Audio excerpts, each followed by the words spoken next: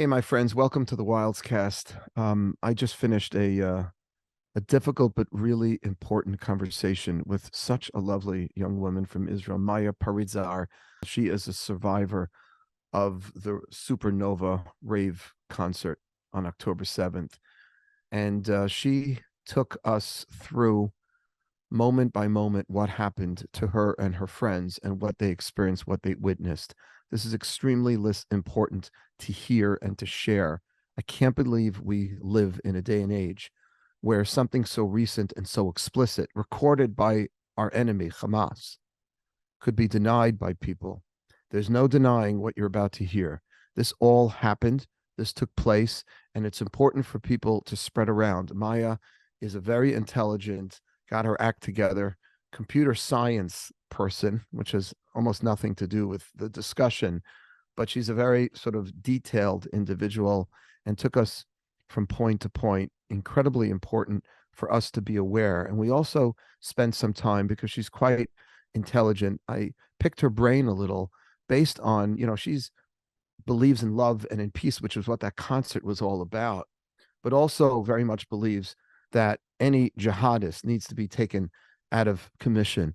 And how is Israel supposed to proceed forward? Please God, the IDF will remove Hamas from operation. But what's the next step? What happens to the Gaza Strip? Who governs the Gaza Strip to ensure that something like this does not happen again, and that innocent Palestinians who may be living there can actually have some kind of life?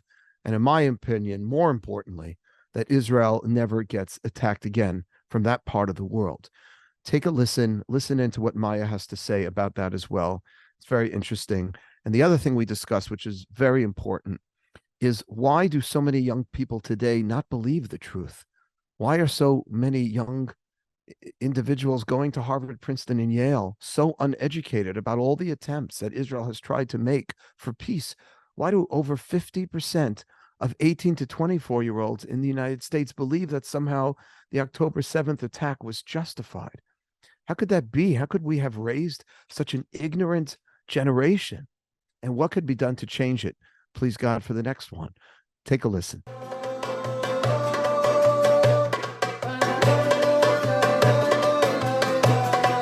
Okay, welcome to the Wildes cast, and I want to thank my guest, Maya Parizer. Did I pronounce that correctly, Maya? Yes. Kacha kacha. We'll stay with Maya. Okay. Nobody gets my last name right either. I just want to thank you for joining. It takes somebody, I think, very brave to be able to share what you experienced on October 7th, surviving the rave. But before we get into that, just tell us a little about your background. Who are you? Okay. So I'm Maya. I'm 27 years old. I recently graduated. I got my my first degree in computer science from the University of Ben Gurion in Beersheba. I'm working right now as a research security engineer at Cisco.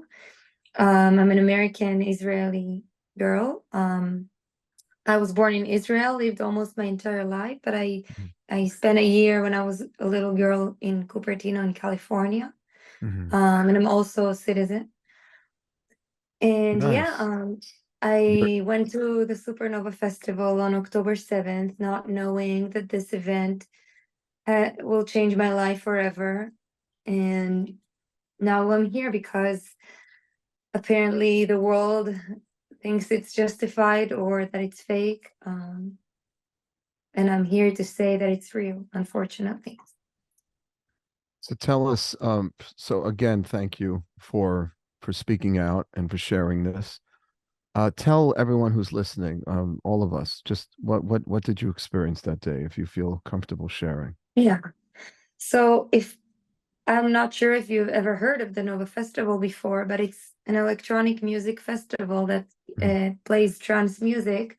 It's one of the biggest festivals in Israel, and people from all over the world come also to join and dance. Like the trance electronic raves are very, very famous, very trendy. A lot of people just like to go and dance there because unlike, other sorts of parties and music, you can actually be yourself.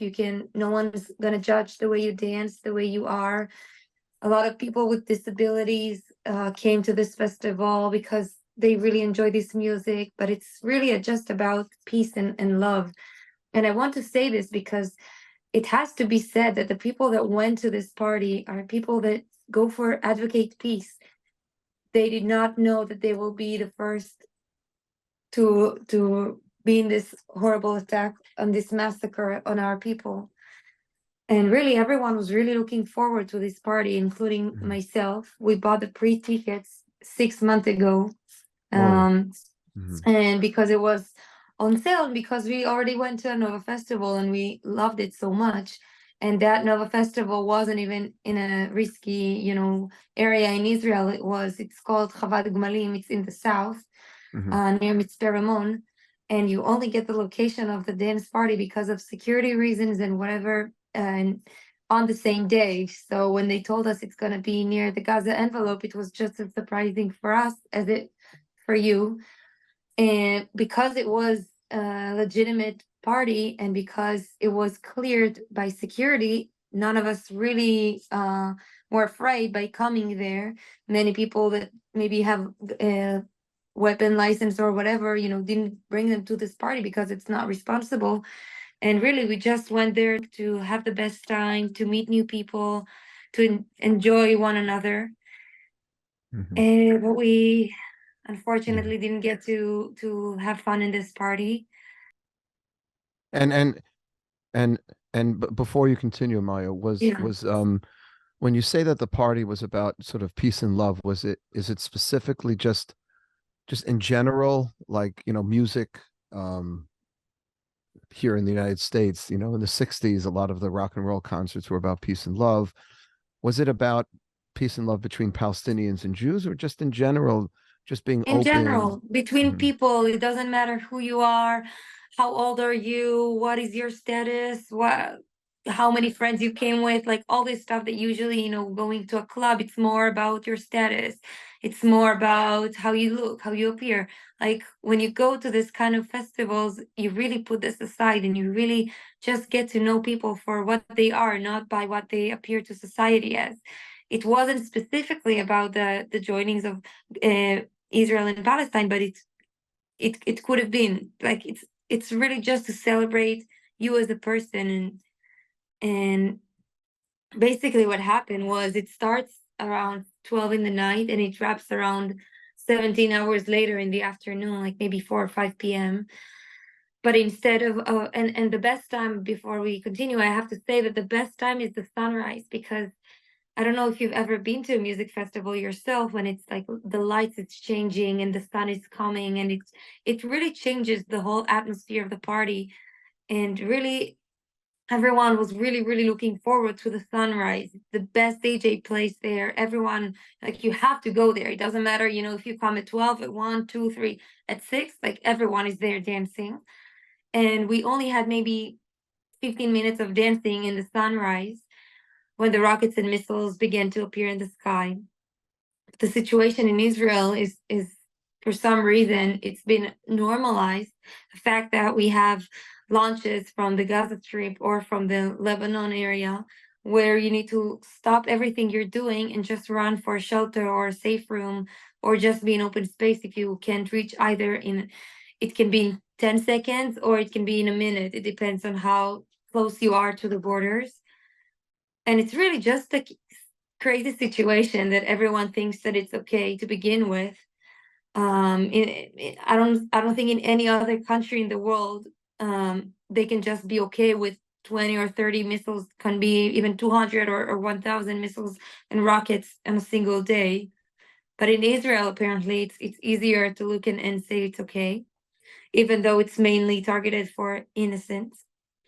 And so what happened And when the rockets started coming in? You're saying because yeah, people are usually used to it seeing lasts like rockets. usually it lasts 5 or 10 minutes, and then everything is back to normal. Like you can Right. be taking I don't know, get married, you can be in a funeral, you can take a major exam. The sirens go on. We call them Tseva Adom. You just stop, you just run. 10 minutes later, you come out of the shelter, everything's okay until the next time. But this time it was different. This time it didn't finish. Not after 5, not after 10 minutes, not after an hour. It lasted 4 hours. It just didn't stop, and you could see it in the sky. I saw it, and I got into a panic attack, like an anxiety attack. I've never had them before. I can only say after talking to some therapists that I was experiencing that, but I just felt trapped. Like there's nothing I can do to save myself, because you can see it looked to me as thousands of them were in the sky, And where and did you you can see. go? So, Where was there a place so for you to? I was at that point. I just went with my fiance Ron to just get a refill on our drinks. Mhm. And so we were next to our stuff. You have the dance area and you have the camping area, because you bring tents, you bring Right. carpets, you bring chairs. Mhm. Like you're set up for a camping sort of. Right. And we were at that moment when it all started, we were back in our camp. So we just took coverage there. I just had to cover my my head, and I was just laying low, just waiting for it to be over, but it wasn't. So And then at some point, there's no bomb shelter, no mud or anything like that. People are just no, going down we're on the just floor and open. just Yeah, trying it's to just get the tugged. ground. Right. Yeah. And then it was announced from the party, from the dance area, that the party is not going to reopen and that it's closed and everyone needs to go. But a lot of the people like us were confused, because more than 3,000 of people came to this space, like to this open space. And, do the math, like not all cars can exit at the same time. And there's going to be a traffic there, and it's not safe when the sirens go on to remain in the car. So a lot of people like us at first thought, let's stay it out, at least until it clears up a bit.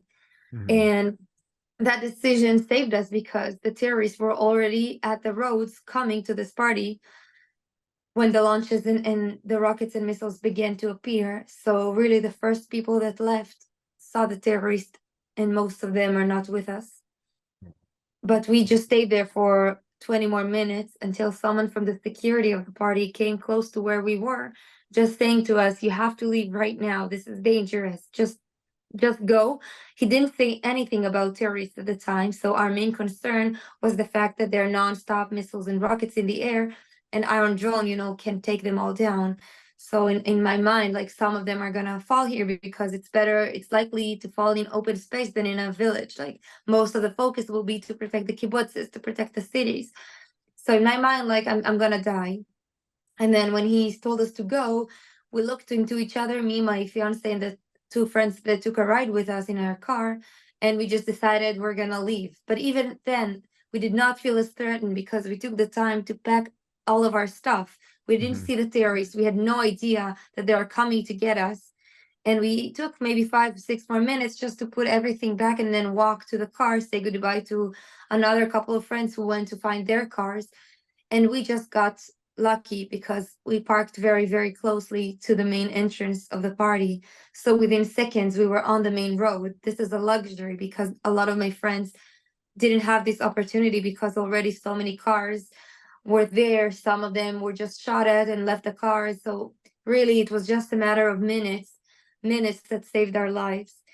And we were in the junction. We can either take a right turn like he told us to, or a left turn.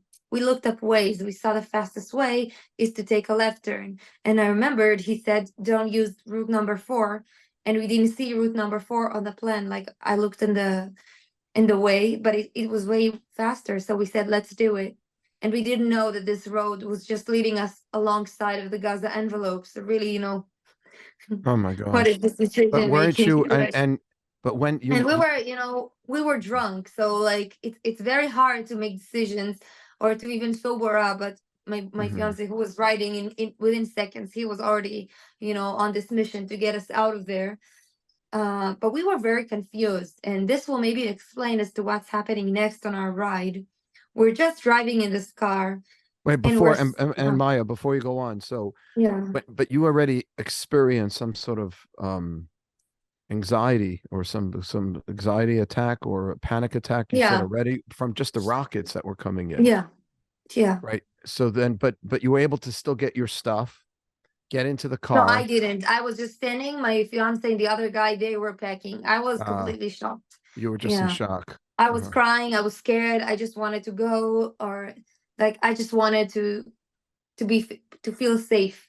Right. But we decided to go, and then they just packed, like they took a couple of minutes, but they packed everything, Ron and the other Mhm. guy, and we just made it to the car because it was parked very closely. Right. So, okay, I'm sorry to cut you off. So then you were driving, you started to Yeah, so drive. we're driving, and alongside the ride, we're seeing a lot of abandoned cars in the sides of the roads, and then later on onto the road itself. And we just, it was weird, why would so many cars just be abandoned? But then we said, like, they may have just ran to get a shelter, they may have just, left the car Mhm. because of the sirens, and we just Right. kept driving. Maybe if we weren't so drunk, we would maybe stop and be more curious, but we were very confused, very scared. We just continued riding, even though later on we are seeing cars U-turning. And when you see one car U-turns, it will maybe probably be because they got the direction wrong, they decided to change or whatever. Right. But when you see a lot of cars U-turning right after another, I think most people would either stop and ask them, like, what's going on, or even just make a decision, like, let's U-turn ourselves. But we just kept on driving. Ron was driving, we just waited for them to U-turn or cut them from the right of the road. We just passed them on. And we were saying, like, in the car, like, that's strange, but we just kept on driving. And And then we passed why were the cars U-turning? because of the terrorists. The terrorists were already on. This is road 232. The Hmm. terrorists are already on this road. Hmm. The only reason we were able to continue driving is because the terrorists were already busy Uh-huh. shooting and killing people that were in the cars before us, or even, at us, but we didn't see it. So they could have just made a shot and we didn't understand it. We put music, in our car at first. We didn't suspect anything was wrong.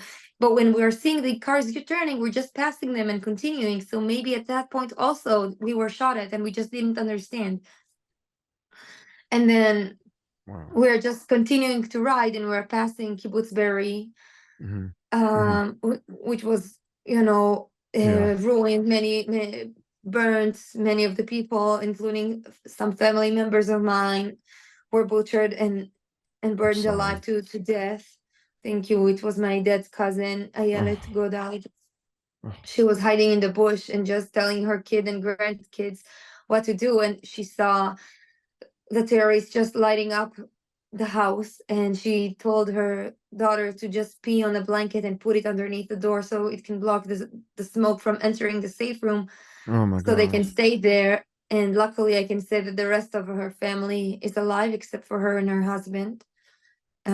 We were only able to give them proper funeral 23 days after October 7th, and it took 5 days to find Ayelet's remaining body from the bushes.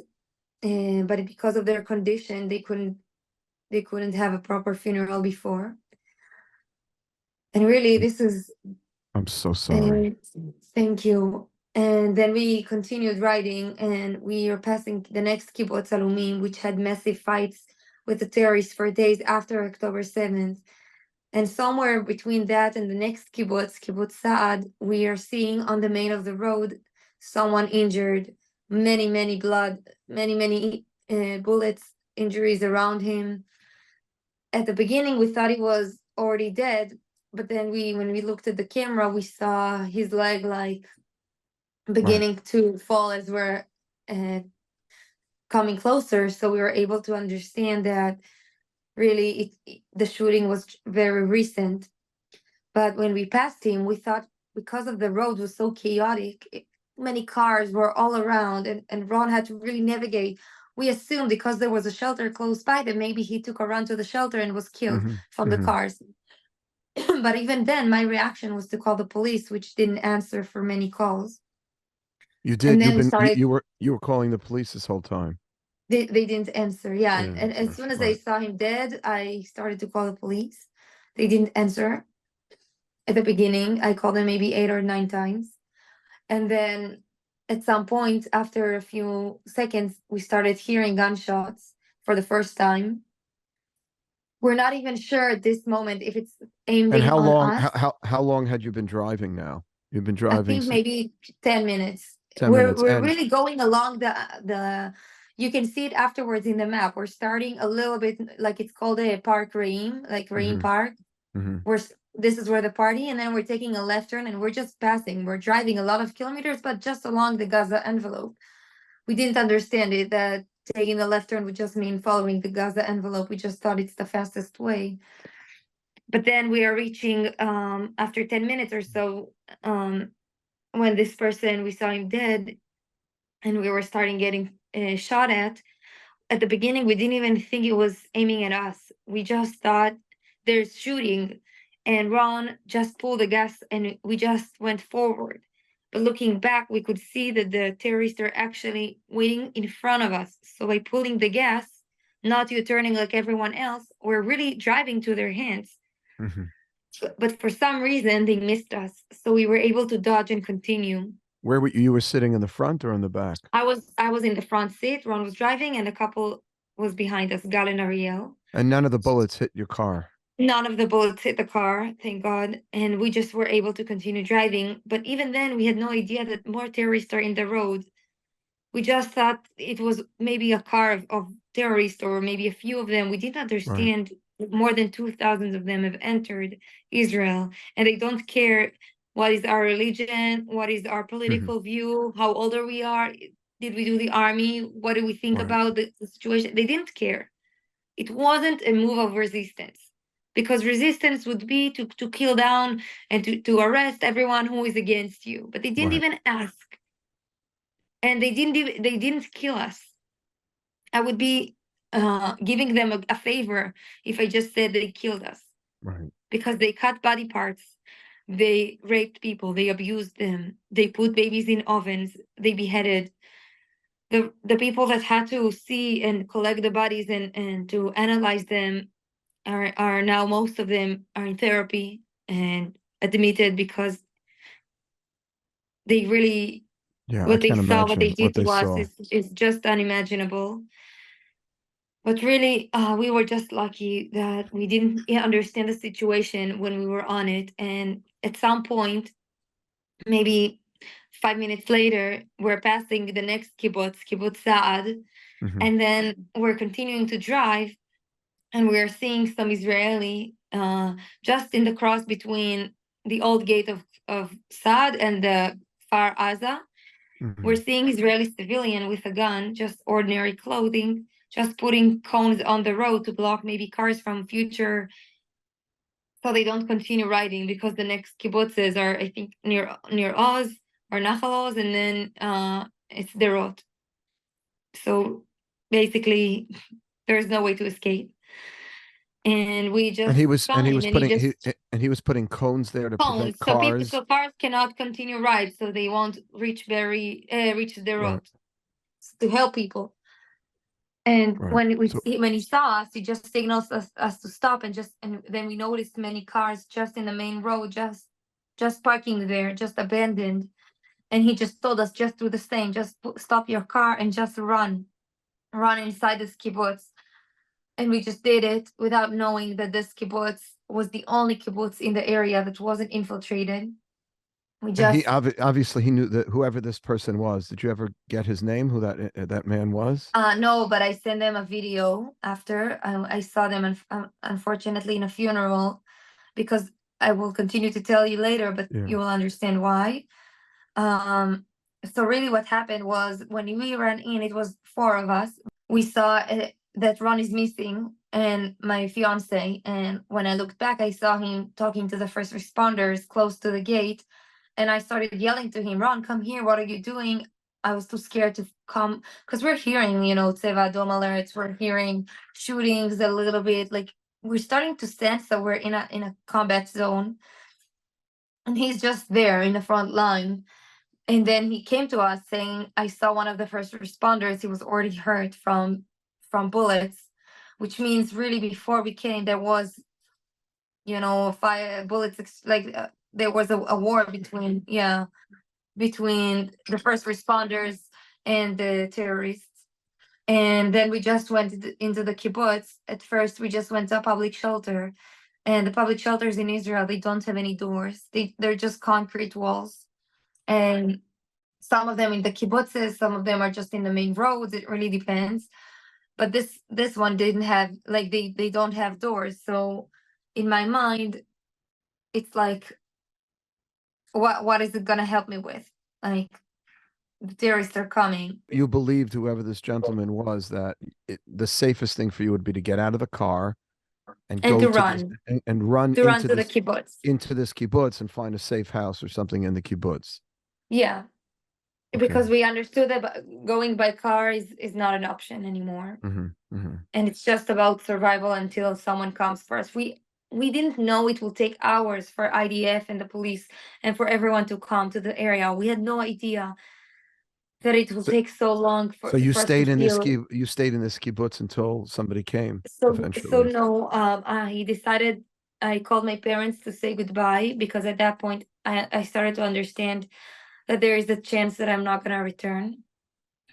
And after doing so, I decided that I need to upgrade my chances of leaving, and just went through WhatsApp groups and find some family with a safe room inside their home, which is another layer inside, and it has a door, so we can have better chances. And I found a family that only lives 3 minutes from us, and we went to their home, to their safe room, and we All had to of you, stay there. you were with your Yeah, we were fiance and four. the four of you Yes. all went together. We Okay. just ran there. We just took shelter. They were amazing. Her name is Chemi Fish. She's an amazing woman. She just calmed me throughout the day, me and Ariel, the other girl.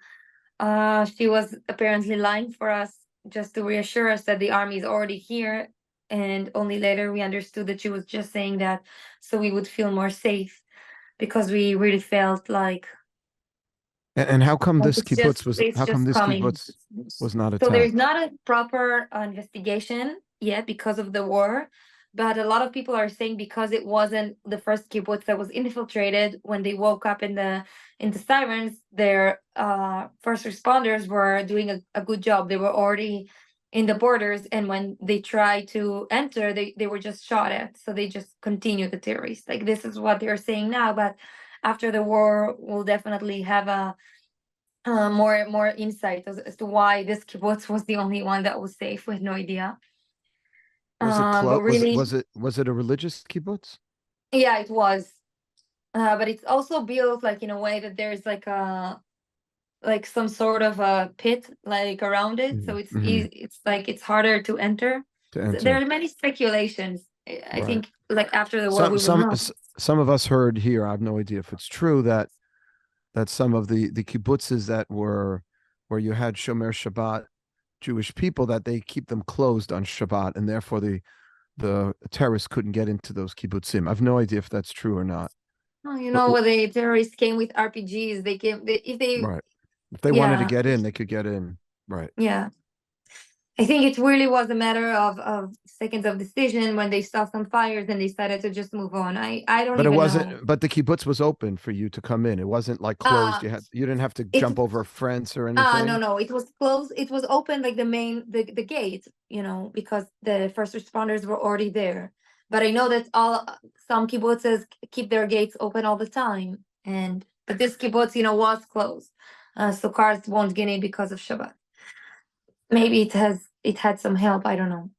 But I believe it wasn't just because it was Shomer Shabbat, because they entered, safe rooms of concrete walls. If they wanted to breach, this gate, they could have. I think it's really just luck, yeah, and just the fact that the first responders were really able to assemble. It's a luxury not all kibbutzes received, because some kibbutzes were the first ones who notified.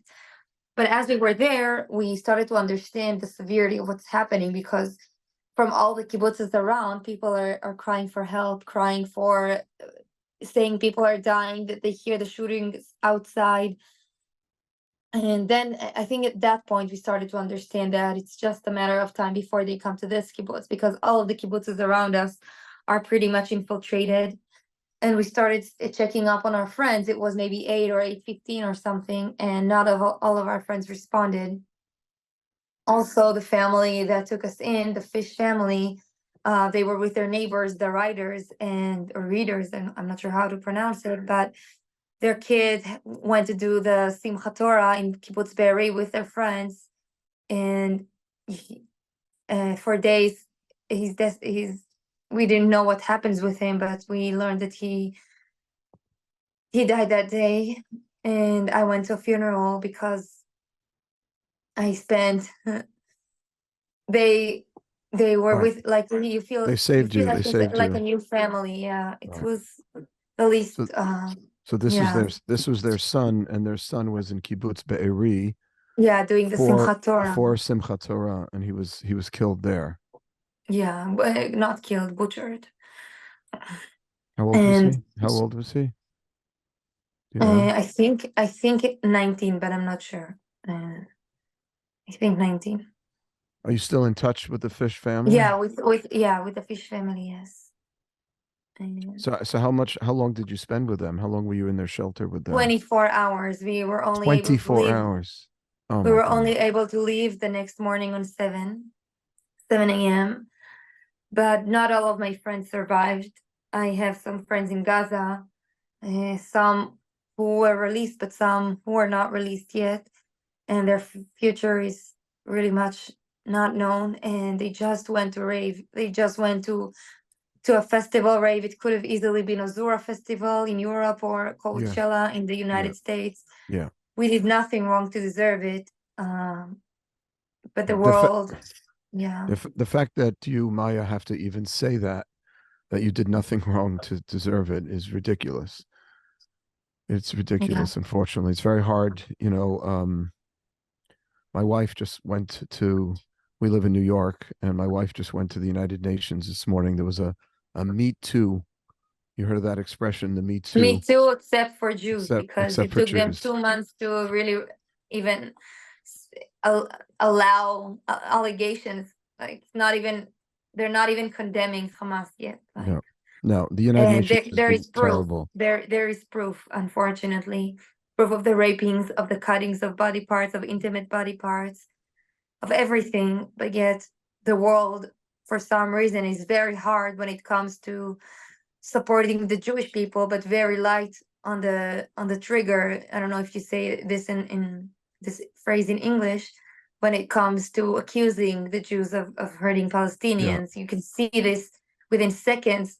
Apparently, the whole world knows 500 were killed in the hospital bombings. Right. But how Which many? by the way wasn't true. Of course, it wasn't 500, and it wasn't from Israel. It was Right. from the jihad, and I think around 80 people were killed. And where are those people in the streets now, condemning Hamas for not freeing, for locking the Palestinians, and for giving them just the worst possible life, where they just take all the money destined for the economy and the prosperation and take it to themselves, so they can get more rich and fill the kids in the new generation with more hate. And so far it's working for them, because we can see that so many kids entered in the videos.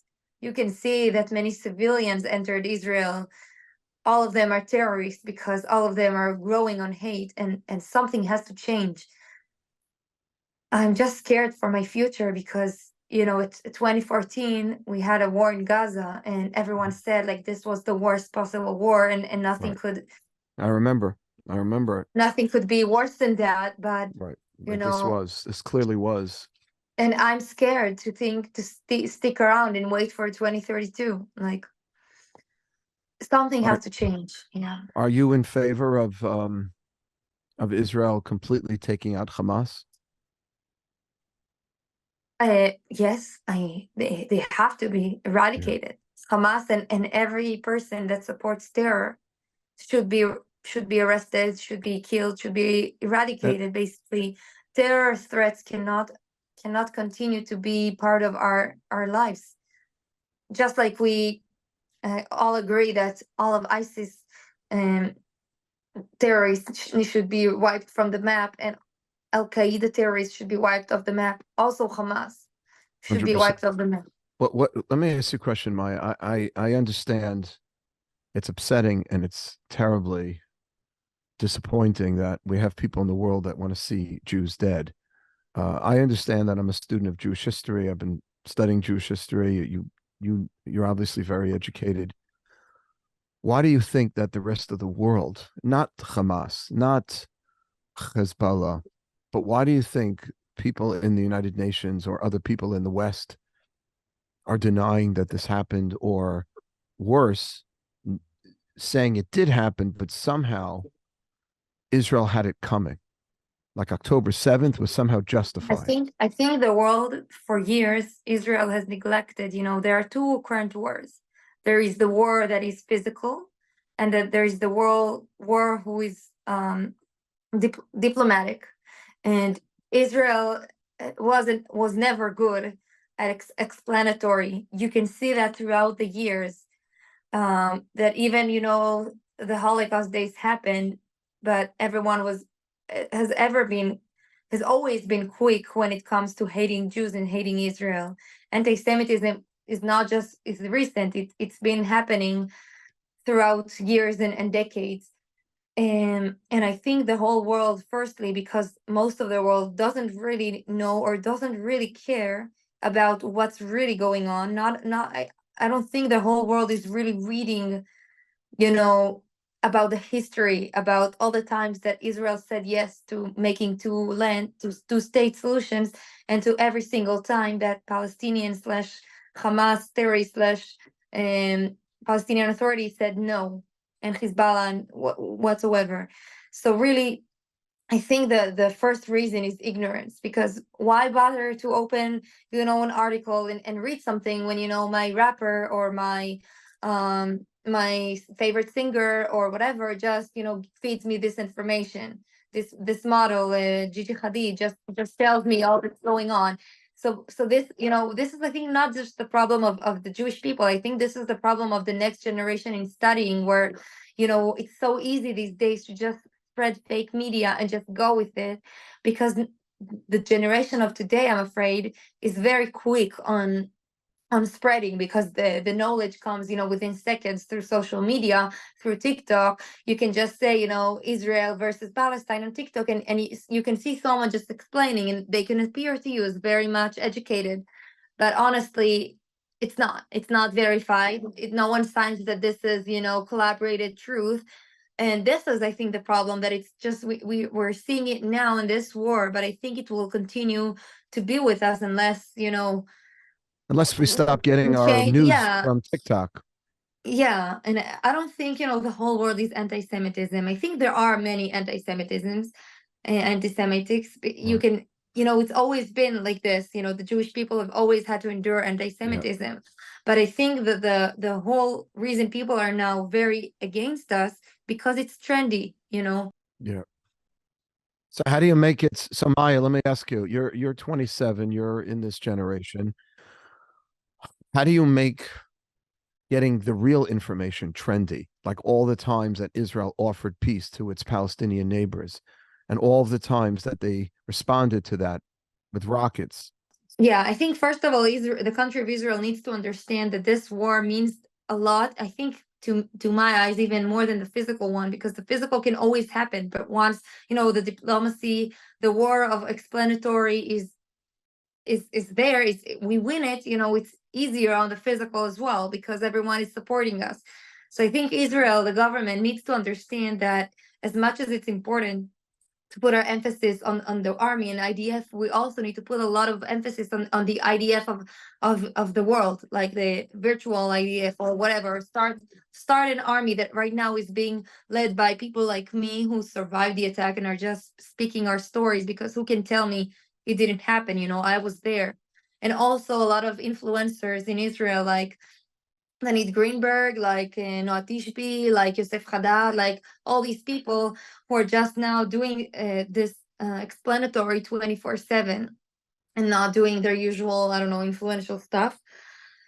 And I think the moment Israel understands that this is important as well, if not more, and starts putting resources and out there, doing questionnaires, doing events, doing promoting Instagram accounts, promoting TikTok accounts, promoting Facebook accounts, making these apps of explanatory. Like, the moment we start really getting involved in explanatory, I don't think there will be one person who can look me in the eyes and say, October 7th was a resistance.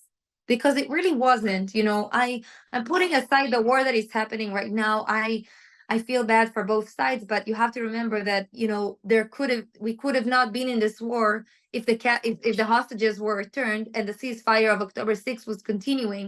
So I'm sorry to say that right now I don't feel as much sympathetic and empathetic as they used to feel for the Palestinians, because they cannot be the poor guys when they're holding babies and kids and mothers and sons. And if they want to end this war right now, all they need to do is just bring them back and take Well, that's, I accountability. mean, that's Hamas. Do you think that the Palestinian people, because that's what's happening here in America, You can see, everybody's you can see in the videos that they posted in Telegram channels called Gaza Now and all sorts of them. Gaza Now is the one I know, and I saw that the people who entered the land of Israel weren't all Hamas members. You can Mhm. see that because you can understand that the Hamas terrorists were wearing uniforms. They were bringing maps. They were bringing information. But also you can see a lot of civilians, like kids, like elderly with crutches, crossing to Israel, ransoming some equipment, some money, going back to the border. You can see it in what they posted. So for me, if I just blame it all on the Hamas, I will just let the terror continue to grow, because there is a problem with the ideology of these people. Mhm. Not all of them. I don't believe in my heart that every Palestinian, wishes for death and wishes for to be a martyr. I think that's how you say it. We say shaheed, just to Mhm. go and Yeah, a martyr, kill a themselves martyr. Yeah. and bomb so we can both move to the sky or whatever. I Mhm. don't think that every single person there wants it. But the moment that I saw in the videos that civilians have entered as well with the same hate, Right. then it hit me that there's not a quick solution to this. We cannot just, take out Hamas and give them a prime minister. It will not change. There needs to be a long-term solution where the countries of the world decide to stay in Gaza, in the border, and just force the peace so generations can pass by. And Right. then suddenly there will be a generation without parents who are martyrs, who Right. bomb themselves, and they will maybe grow to just prosper, to be a startup. So you think 100%. I mean, there's no, what you're saying is just, it's so simple, but it's so true, which is that if we don't develop a new generation of kids, of Palestinian children who don't hate Jews, so the question is, how do you do that? Who do you think, in your opinion, should be then controlling Gaza? Bezrat Hashem, right? The IDF will take them out, right? I think that right now, the fact that the world thinks and is mad at Israel for not bringing fuel to our enemies, like that's crazy. Like I have Of to say, course. like, has everyone expected Russia to bring aid for Ukraine? Like, no, no one said to Russia, "Hey, you bombed, now you have to bring." Like, no one expected that. So why is everyone expecting that from Israel? Like, this is a question that I just can't understand. Where is Egypt? Where is Jordan? Jordan has Palestinians. Unbelievable. It's unbelievable. Egypt is Palestinians. How come one single country of Muslim is not saying, "Let me take some innocents, Because they some don't refugees, care. just Because they just to because save them for now"? yeah, they don't No, care. not a single Muslim country. But then the whole world is mad for Israel at Israel for not letting water to our enemies who kidnapped us and slaughtered us. And I think it cannot be the solution to just Israel versus Palestine. It has to be, I don't know, maybe form an army from all the countries of the world and just put Mhm. it there, just in the border, enforce peace for generations, for hundreds Right. of years. So at one point there will be a kid born into the world, and it will not have ancestors who were just worshiping death, who are Yeah. worshiping committing Yeah. suicide, Because who you need that want in to the cast cards. because Maya, you need that in Yehuda v'Shomron. You need that in the West Bank too, because you don't Yes, of the kids are course. being raised in the same way, and to Yes, of put course. because the United States is going to end up pressuring Israel to put the Gaza Strip under the Palestinian Authority, under Fatah, under Abbas, and that's just going to be more of the same, unfortunately. Yes, And it's not a solution. In my eyes, it's not a solution to just put the blockade back again and just say, let the same people deal with it. Because these people right now are filled with hate. We can see it. We can see in the videos. It will not help if we just take out the Hamas. They will just grow new heads and they will call themselves blah, blah, right, and they will just right, continue because they're filled with hate.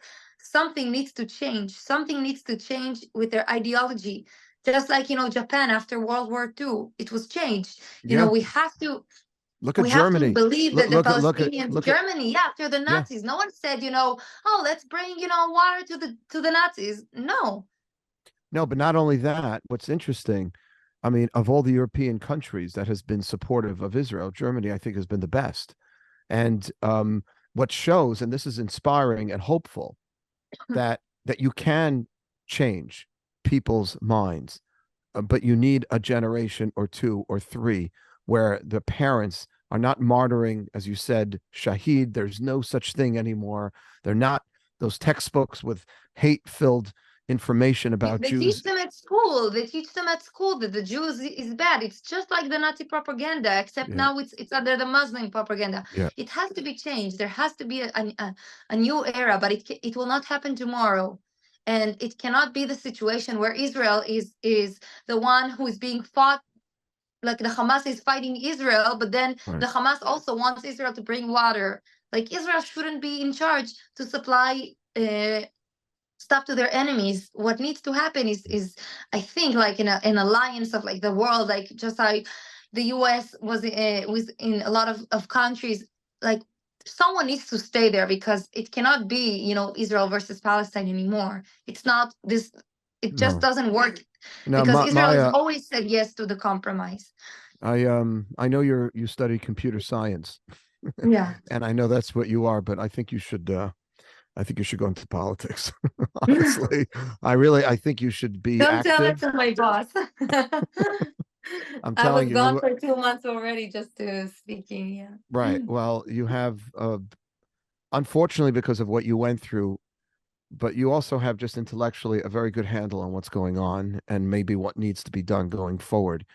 Let me ask you a question, because, and I can't tell you how much I appreciate, because everybody who's listening and watching this is going to be able to see from someone who's sincere, who only wants peace and love, what happened to our people on October 7th and what needs to happen, how Hamas has to be taken out of commission, and something needs to change in order for this never to, God forbid, happen again. I saw that there were other survivors who had friends that were murdered at the Supernova, at this concert, and they said that they're going to keep dancing for their friends, that they're going to live their best lives. There was one person who said, "I got my life back as a gift. I'm not going to waste it." Does that resonate with you, or are you just so upset about it, like you can't even go there yet? It's a good question. I haven't listened to music by myself since October 7th, because it's still hard for me. Yeah. But I do agree with the sentence that we have to live for them. If I'm here, I was in some reason chosen to live, because every decision making that I took could have easily been the one to lead me to the hands of the terrorists. Yeah. And you can see that from my story, and the fact that I'm here, it has to mean something. So I cannot just stay bitter, stay upset, and continue my life with just this feeling. I have to grow above it. I have to learn how that life moves on, even though now it's still hard for me. Like some days I can feel very good, and then some days they can feel very empty. But I think it's a process. It will take time, but I do agree with the sentence, "We will dance again." I was yesterday at the healing place of the Supernova Festival, which is done by volunteering. Really, the producers of the Nova have been amazing, just trying to gather us up so we can have people to talk to that have been in the same experience, and also offer us help with getting physical and emotional support. And yesterday when I was there was a memorial day for Shani Gabai, who was shot to death, and on October 7th from the party. And they brought some DJs, because she was really about the music. She loved to sing. Mm-hmm. And I agree with it, but it's gonna take time. I wanna share something with you. My oldest son, who's 26, he lives in Israel. He lives in Jerusalem, in Yerushalayim. He's a musician, and he has these musical meditations. And he started after October 7th. He did some in New York because a lot of young Jewish people in New York were freaked out. We didn't see anything like you saw, and we were still like shocked. And people really need music as a very, I don't have to tell you, it's a very therapeutic kind of thing. It can help people Yeah. heal. So he does these, I'll send you, maybe we'll be in touch, but he does these musical meditations. But like, I don't know, he had 40 people last time, but sometimes they're smaller, 20, 30, sit in a circle, sing songs, some Jewish songs, some not Jewish songs, a lot of songs that he writes himself. And it really helps people through meditation to be calm and to feel a little sense of healing. So I want to invite you and anyone else you know that experience what you experience to have that opportunity, because I think it's big, it's helpful for some people if you think it's helpful. Um Yeah, thank you. yeah. Yeah. The other thing I want to mention is you live in Ramat Gan, you said, right? Yeah. That's where you're from, Ramat Gan. I wasn't born here. My parents live a little bit from the north part of Israel. Oh, very nice. Yeah, Um now I live here because it's close to work and it's the suburbs of Tel Aviv. oh, nice. Well, so Mm. MJE, that's the organization I run. It's in Manhattan. It's called Manhattan Jewish Experience for 20s and 30s. And it's really to give young Jewish professionals living in Manhattan or around Manhattan a little more knowledge about their Judaism and a little more inspiration. We have big Shabbat dinners and ski retreats and spring retreats, and we bring two groups to Israel every summer. So we're actually moving our operation, we're expanding our operation to Tel Aviv. Bizrat Oh, Hashem. Yeah, there's a very talented couple that's been working here in Manhattan with us for the last 4 years, Rabbi Kevin and Allison Wolf, and they're making Aliyah and they're moving to Tel Aviv. And we're going to be doing expanding programming there. So I'd love to invite you and anyone else yeah, thank to you. participate 100%. But I want to thank you for coming on and sharing your story. I think it's crazy and ridiculous that we have to have an eyewitness like you in order for people to believe it.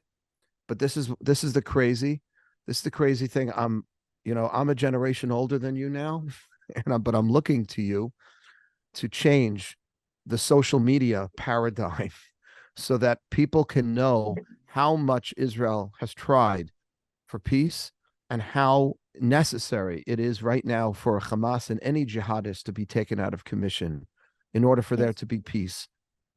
And I hope you will do that. I know you're in computer science, so maybe you'll figure out something within that world to figure out a way for people to get news a little differently, a little more thoroughly, a little more comprehensively, and to keep teaching and to keep going on people's podcasts and news television. I know you've been on a lot. I know you spoke when you were in New York, I think you spoke in Chicago, and Yeah. you should just keep doing what you're doing. Just keep telling your boss you're doing Hashem's work. You are doing Hashem's work, and Hashem, God should bless you and your whole family with just continued safety and blessing. And I'm so sorry for all the friends and other people that you know who were either taken hostage or who were killed by Hamas. Their neshamot, their souls should have an aliyah, should have an elevation from everything that you're trying to do, to bring light to this situation. Hashem should bless them, and their soul should be elevated, and you should only have good things for you and your family, Maya, to come. Thanks. Toda rabah. Thank you.